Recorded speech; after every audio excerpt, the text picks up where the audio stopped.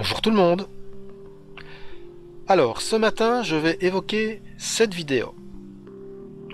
Et plus précisément, je vais évoquer des commentaires que j'ai reçus sous cette vidéo.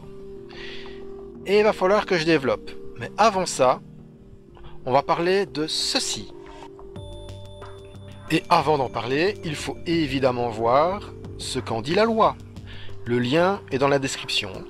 Ces deux infractions, donc c'est-à-dire la diffamation et calomnie, ces deux infractions consistent dans le fait d'imputer méchamment à une personne déterminée, il importe peu qu'il s'agisse d'une personne physique ou morale, dans les conditions de publicité indiquées par la loi, un fait précis de nature à porter atteinte à l'honneur de cette personne ou à l'exposer au mépris public, et dont la preuve n'est pas rapportée.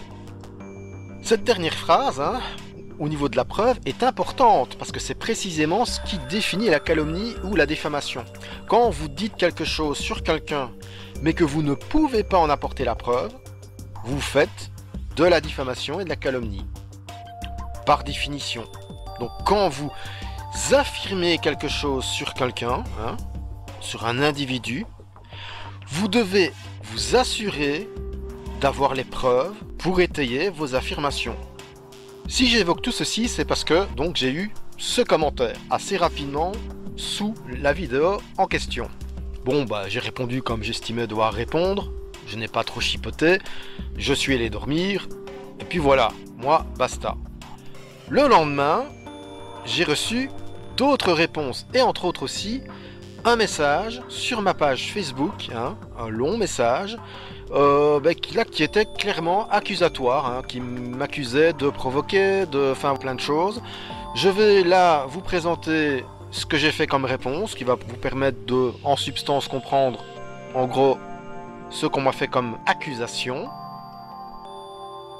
Je vous laisse lire, mais en gros, la personne m'accuse de non seulement de ne pas respecter le droit à l'image parce qu'apparemment ses enfants auraient figuré sur la vidéo, et aussi donc elle m'accuse de provoquer l'altercation vis-à-vis de ce taximan, et en plus donc d'abîmer ou de dégrader le véhicule en ayant fait une tape sur le véhicule, donc il me frôlait de beaucoup trop près.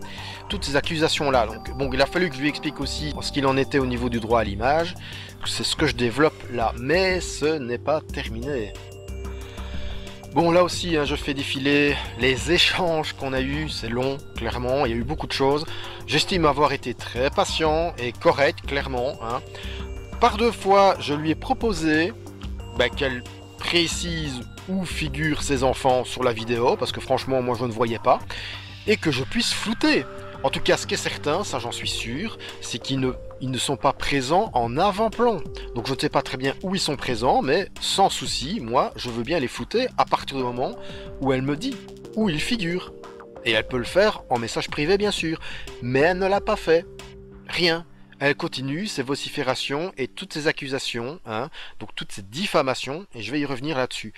Sans compter qu'à un moment donné, elle m'a même, en tout cas son compte, m'a même insulté, je vous laisse admirer. Ce à quoi je l'accuse, je lui dis, j'aimerais bien que vous arrêtiez de m'insulter déjà aussi, parce que c'est pas très cool, une question de cohérence en termes de respect. Et en creusant un peu la question, j'ai fini par comprendre, c'est ce qu'elle m'a dit, c'est ce qu'elle m'a avoué, que c'est un de ses fils justement qui avait utilisé le compte pour m'insulter. Magnifique. Alors attention, j'ai aucune raison de pas la croire. Super. Le fils, il prend juste rapidement l'ordinateur pour me répondre, avec le compte de son parent. Et voilà que c'est pour m'insulter directement. Magnifique exemple. Super. Bref.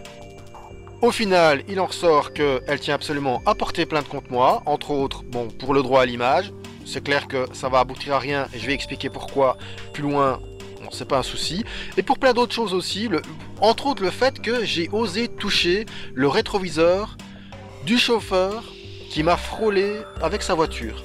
Mais oui, j'ai eu beau lui expliquer que si je peux toucher le véhicule, c'est que le véhicule est trop près. Et donc oui, forcément, le chauffeur, il est clairement pas dans son droit. Et surtout aussi après dans la façon dont il m'agresse et il me menace. Clairement pas dans son droit, mais non, rien à faire. Cette personne n'en a cure, elle veut porter plainte. Et donc c'est entre autres pour ça que j'ai fait cette vidéo, pour développer ça, et pour montrer, histoire d'être transparent.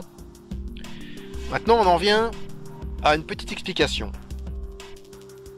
Voici une des allégations qu'elle fait dans ses commentaires. Le cycliste dans ses vidéos n'arrête pas d'insulter les gens.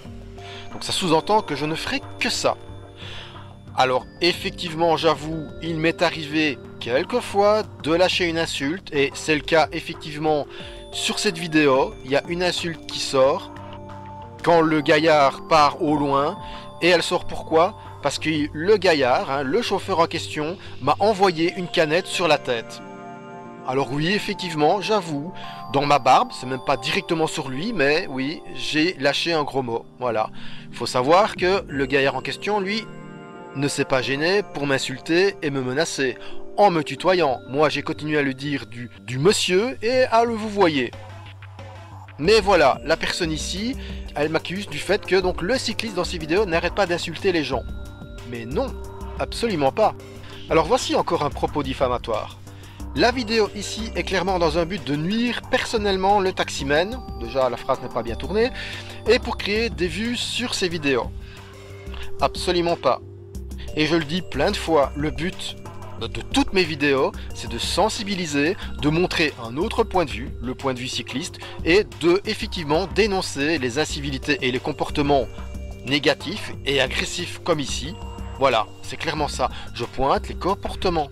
Le but, ce n'est pas de nuire personnellement à l'individu. Ça n'a jamais été le but. Jamais. Je n'ai jamais affirmé ça. Donc, la personne qui m'accuse de ce genre de choses, elle m'accuse sans preuve. Elle ne peut pas sortir un seul texte de moi où je dis personnellement ce genre de choses, comme si effectivement c'était mon but. Mais non, jamais je ne l'ai dit, et vous ne me l'entendrez jamais le dire, parce que ce n'est pas le cas. Et c'est pour ça qu'effectivement ce genre de choses, me dire ce genre de choses, c'est de la diffamation et de la calomnie. Et oui, donc le but ce n'est pas non plus pour créer des vues, du tout, absolument pas. Les vues que je fais, c'est une conséquence de ce que je montre. Simplement. D'ailleurs, j'en veux pour preuve que quand je monte des trucs beaucoup plus cool, je fais beaucoup moins de vues. Et je pourrais donc du coup éviter de le faire. Mais non, j'aime quand même bien montrer des chouettes choses. Tant pis si ça fait moins de vues. Voilà. Le but, c'est de montrer un autre point de vue, de montrer tout ce qu'on peut vivre en tant que cycliste. Les choses négatives font partie de ces choses, et les choses positives aussi. Ma chaîne regroupe un ensemble de tout ce qu'on peut vivre en tant que cycliste. Bon, là, c'est presque pareil, Vous insultez également, vous menacez, vous cherchez le conflit. Alors, toutes ces phrases-ci sont reprises exactement telles quelles sur les commentaires qu'elle m'a fait.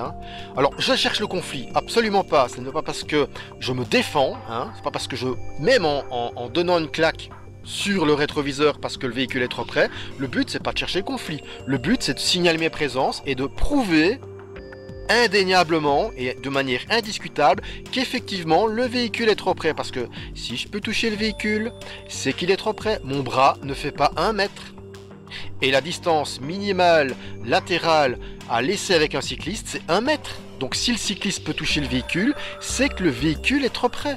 Voilà, c'est entre autres pour ça que je touche les véhicules, pour le prouver et pour signaler ma présence. Ce n'est pas pour chercher le conflit. Par contre, effectivement, le conflit, il arrive tout dès qu'on le fait. Il n'y a pas besoin d'aller plus loin, parce que les gars, ces gaillards-là, ils sont piqués dans leur orgueil, piqués dans leur ego. Il faut qu'ils s'arrêtent, il faut qu'ils sortent, il faut qu'ils montrent que ah mon Dieu, ils sont les mâles dominants. T'as touché à mon véhicule, t'avais pas le droit.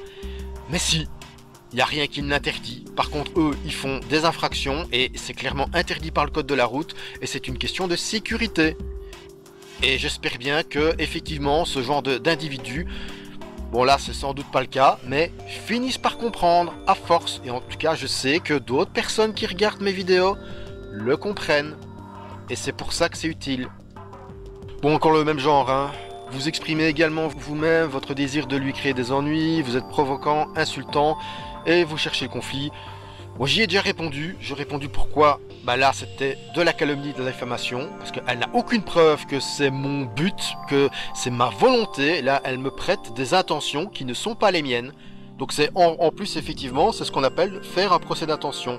Mais ça tombe clairement sous la calomnie et la diffamation. Je pourrais l'attaquer pour ce genre de choses. Je vais pas le faire, pas perdre mon temps à ça, mais je pourrais clairement le faire. Alors, il me reste un dernier sujet à évoquer. C'est le droit à l'image. Et encore une fois, je vous mets le lien en description, le lien officiel, et qui explique un petit peu ce qu'il en est, nos droits, nos devoirs, en la question. Et pour illustrer ça, je prends cette capture que j'ai fait, une capture qui présente un plan large. Il n'y a personne dans le champ en avant-plan, sauf la personne ici à gauche, mais elle est de dos, on ne peut pas la reconnaître, donc c'est aucunement un souci. Toutes les autres personnes sont de loin et c'est une vue générale. C'est ce qu'on appelle une vue de foule. Pour ce genre de vue, il n'y a aucunement l'obligation de flouter les personnes qui y sont présentes, parce que c'est une vue générale, il n'y a pas un cadrage précis sur une personne en particulier, d'accord ? Donc du coup, c'est global, il n'y a pas quelqu'un qui est spécifiquement choisi, ciblé sur le cadrage de la photo, même si c'est pris d'une vidéo. Quand bien même quelqu'un aurait envie de zoomer sur la vidéo, de zoomer. Alors prenons par exemple la personne, le monsieur qui est là au centre, juste au centre. Si je zoome sur son visage, voilà ce que ça donne. Des pixels qui rendent absolument impossible l'identification de la personne. Ce n'est juste que des pixels grossiers, impossible de reconnaître l'individu. C'est comme si on devait flouter quelqu'un en pixelisant, c'est comme ça qu'on le ferait. Voilà ce que ça donne sur mes caméras, sur mes vidéos, quand les gens sont en arrière-plan au loin. Et je suis persuadé que pour ces enfants, il en est de même. Donc je ne vois pas trop l'intérêt de m'attaquer pour la cause, surtout qu'en plus, si même elle voulait, malgré ça, moi je voulais bien flouter quoi qu'il arrive, voilà, aucun souci, mais non, elle a refusé, elle m'a dit, non, c'est trop tard, maintenant je vais aller porter plainte. Ok madame, on verra bien ce qu'il en est. En attendant, moi, voici, je présente une vidéo pour expliquer un petit peu tout ce qu'il en est, expliquer l'ensemble de la problématique, et que je n'étais absolument pas contraire de flouter effectivement la vidéo sur YouTube. Il suffisait simplement de me préciser où étaient vos enfants, à quel moment ils apparaissent, et je l'aurais fait, pas de problème, je comprends, Mais quand on est tout de suite dans l'agressivité et dans la menace ainsi vindicative, vous semblez en fait simplement, oui là je vais directement m'adresser à vous, mais vous semblez directement être entré dans une croisade envers moi. Qu'est-ce que vous voulez que je fasse Je viens de vous expliquer ce qu'il en est, de manière très exhaustive. La vidéo risque d'être très longue déjà là maintenant, tant pis, il fallait le faire. Voilà, je peux rien faire d'autre moi. Et c'est valable aussi pour les autres personnes sur la photo, le fait que ce soit pixelisé. Voilà, regardez ici. C'est des enfants là. Qu'est-ce que vous voulez reconnaître quelqu'un là? Ce n'est qu'un tas de pixels qui ne donnent rien. Alors oui, on devine un visage, mais en fait ça ne donne rien. Il n'y a rien qui permet de reconnaître un visage précisément. Pas plus qu'un autre. Donc le droit à l'image là, il est parfaitement respecté. Bon, désolé pour cette longue vidéo, mais il fallait que je la fasse. Il fallait. Donc évitez de raconter n'importe quoi sans preuve sur les gens. Parce que dans ce cas-là, vous faites de la diffamation et de la calomnie. Je vous signale que quand moi j'affirme les choses, quand je dis qu'un automobiliste m'a frôlé, je mens pas. Je peux prouver mes allégations. Sans souci, je peux prouver. D'ailleurs, tout ce que je viens de dire là, sur la personne, je viens de le prouver avec les captures d'écran. Et je n'ai pas dit autre chose que ce que j'ai pu prouver. Et donc du coup, moi, il n'y a rien qui tombe sous le coup de la loi. Et même avec mes vidéos. Qu'importe ce que vous en pensez, qu'importe le fait que vous n'aimez pas ce que je fais, ça, c'est un autre problème. Et ce n'est pas mon problème, c'est le vôtre. C'est le problème de votre sensibilité et ça m'est égal, ce n'est pas mon problème. Vous avez le droit de ne pas aimer ce que je fais, mais vous n'avez pas le droit de me diffamer et de me calomnier pour la cause. Allez, j'espère que les choses sont claires. Bonne route tout le monde!